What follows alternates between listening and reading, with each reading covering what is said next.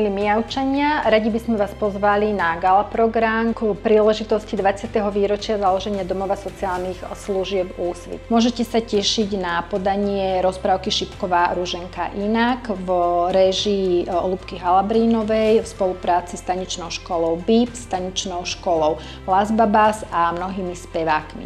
Vstupné je dobrovoľné, takže veríme, že prídete podporiť našich klientov z Domova sociálnych služieb Úsvit a budete 28.10.